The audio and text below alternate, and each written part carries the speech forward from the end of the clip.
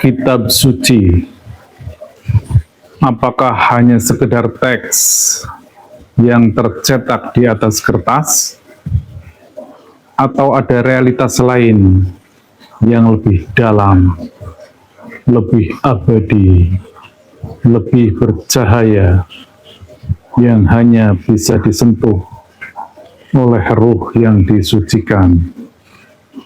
Inilah rahasia besar kitab suci dalam dua dimensi waktu, qadim dan baharu. Dan hari ini kita akan mengungkapkannya dengan pendekatan tasawuf ilmiah eksakta. Assalamualaikum warahmatullahi wabarakatuh. Jumpa lagi dengan Mbah Mun Ajat Karimullah yang mengampu sebuah channel tasawuf dalam perspektif ilmiah eksakta. Di sini kita menyatukan cahaya ruhaniyah dengan logika sains, mengungkapkan kebenaran tak hanya dengan akal, tapi juga dengan frekuensi jiwa. Topik kita kali ini adalah ingin mengungkapkan kitab suci dalam perspektif qadimnya dan baharunya. Baiklah, sebelum kita mengelaborasi secara lebih mendalam, kami sampaikan dulu perspektifnya, konstruksi pemahamannya, agar kita lebih jelas untuk memahaminya.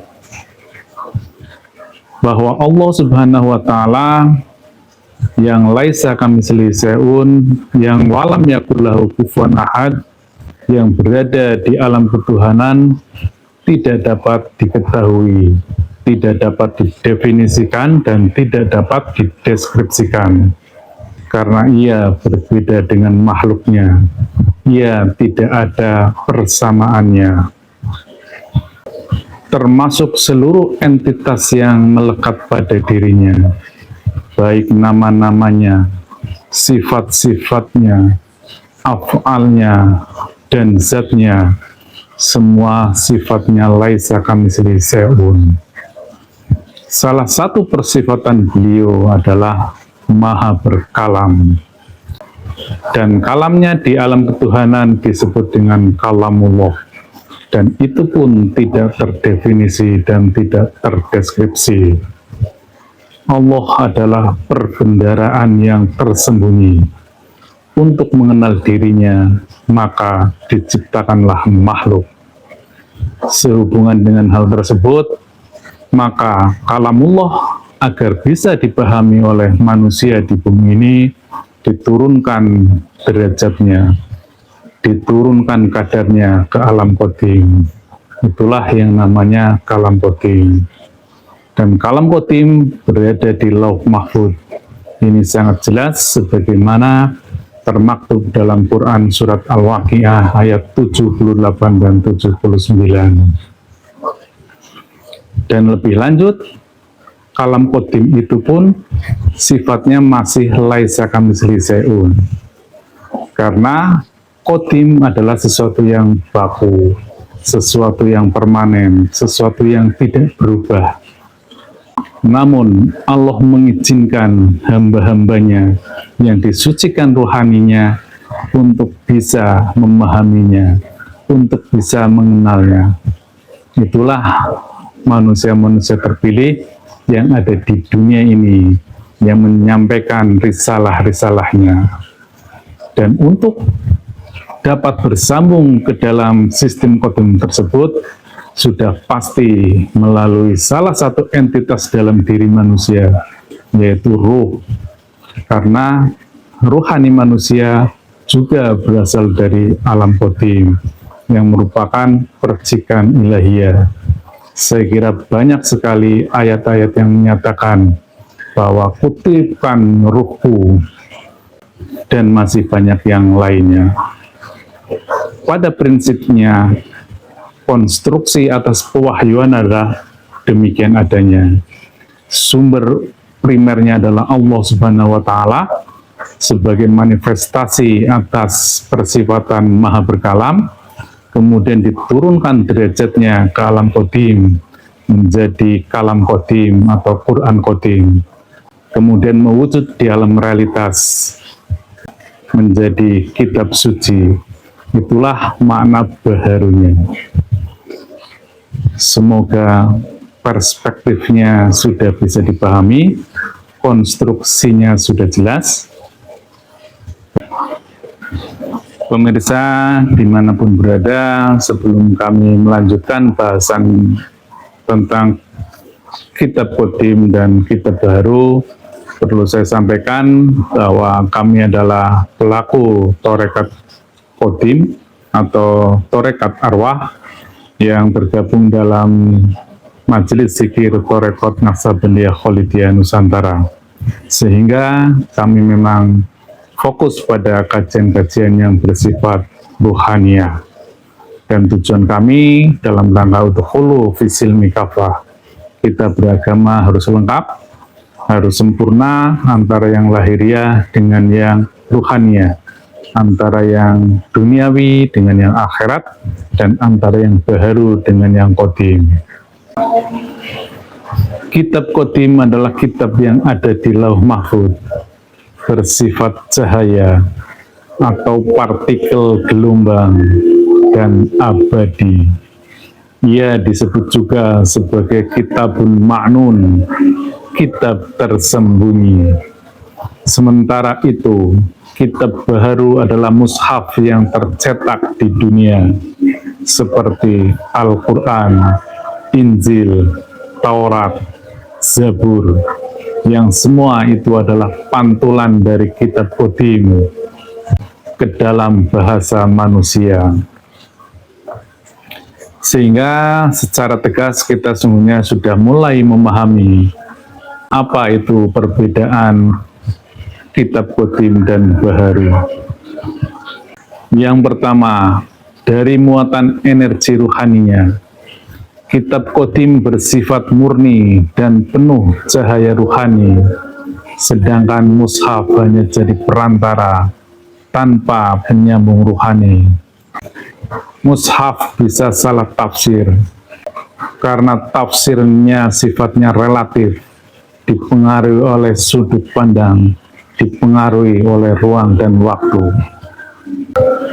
Kemudian yang kedua, dari perspektif bahasa, kitab qadim menggunakan bahasa cahaya, bahasa nur, bahasa partikel, bahasa frekuensi, sedangkan mushaf memakai bahasa manusia. Sebagaimana kita ketahui, Al-Quran menggunakan bahasa Arab, dan Arabnya pun Arab Quraisy. Kitab Injil menggunakan bahasa Aram, bahasanya orang Palestina. Demikian juga kitab Taurat menggunakan bahasa Ibrani, bahasanya kaum Bani Israel. Demikian juga kitab Zabur menggunakan bahasa Ibrani klasik atau Kipti. Kemudian hal lainnya terkait dengan sifat-sifatnya, bahwa kitab qadim sifatnya tetap dan kekal karena berada di alam qadim, alam keabadian, alam kekal, sedangkan mushaf bersifat relatif, bergantung pada penafsiran manusia dan kondisi zaman. Walaupun teksnya pasti tidak berubah, yang berubah adalah pemaknaannya. Quran Surat Al-Waqiah 7879 yang artinya, sesungguhnya Al-Quran di dalam kitab yang terpelihara, yaitu di Lauh Mahfuz, tidak menyentuhnya kecuali hamba-hamba yang disucikan. Kalau ini yang dimaksud adalah Quran Mushaf, yang pasti semua orang bisa menyentuhnya, bisa membacanya, bisa menafsirkannya, mentakwilkannya, dan sebagainya. Sehingga sudah pasti yang dimaksud dalam Quran Surat Al-Waqiah 78 dan 79 tentulah kitab yang qadim, kitab yang dalam bentuk cahaya, dalam bentuk frekuensi, partikel, dan gelombang. Dalam perspektif tasawuf ilmiah eksakta, kitab qadim adalah medan getaran. Ia bukan sekedar teks, tapi frekuensi spiritual. Ia tidak dibaca dengan mata, tetapi dengan rohani yang bersambung. Kitab qadim adalah energi informasi ilahiyah dalam bentuk cahaya. Ia memancar dari pusat nur ke seluruh dimensi semesta. Para nabi dan hamba-hamba yang disucikan ruhaniyahnya menerjemahkannya ke dalam bahasa dunia. Terkait dengan wahyu adalah pancaran dari kitab qadim. Wahyu tidak turun dari langit seperti benda. Ia adalah frekuensi cahaya dari kitab qadim yang kemudian diadaptasi oleh ruhani Rasul ke dalam bentuk bahasa. Sebagaimana Quran Surat Al-Bayyinah ayat 2, yang artinya seorang Rasul membacakan lembaran-lembaran yang disucikan. Dan ini berarti ada kitab asli dan ada kitab adaptasi. Kitab asli adalah yang qadim, sedangkan mushaf adalah wujud sementaranya.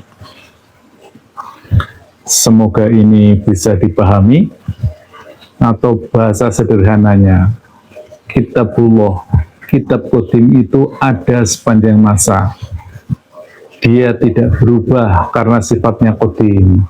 Dia mendahului alam dunia ini, kemudian mewujud di alam dunia ini menjadi Taurat, menjadi Zabur, menjadi Injil, menjadi Quran, menjadi berbeda-beda karena di-download oleh pribadi yang berbeda-beda, oleh bangsa yang berbeda-beda, oleh ruang dan waktu yang berbeda-beda. Tetapi qadimnya sama. Sampai hari ini qadimnya masih sama. Itu saja karena hukum Allah sifatnya kekal. Dia melekat kepada sifat-sifat Allah yang qadim. Hanya gradasinya yang berbeda. Allah Maha Qadim ketika turun ke Lauh Mahfuz menjadi qadim. Lebih lanjut dalam Quran Surat Az-Zukhruf ayat 4 yang artinya sesungguhnya ia, dalam kurung Al-Quran, di sisi kami adalah dalam umul kitab sangat tinggi dan penuh hikmah. Di sini sangat menarik disebut sebagai umul kitab. Semua kitab suci adalah refleksi dari satu sumber tunggal, yaitu kitab qadim. Namun ketika dipantulkan ke ruang waktu dunia, ia menjadi beragam sesuai bahasa, budaya, dan peradaban. Pemirsa dimanapun berada, hal lain yang membedakan antara kitab qadim dan baharu adalah kitab qadim adalah sesuatu yang hidup dan dialami langsung oleh para pencari Tuhan. Ia bukan teks mati, bukan sejarah beku, tapi realitas ruhani yang memancar dan menyala dalam kesadaran. Karena kitab qadim berasal dari alam qadim, alam yang tidak tersentuh ruang dan waktu, maka ia selalu hadir, selalu segar, dan selalu relevan. Berbeda dengan mushaf yang isinya adalah rekaman masa lalu. Secara bahasa Arab, mushaf berisi kisah-kisah yang dibungkus dalam bentuk fi'il madi atau kata kerja masa lampau atau past tense.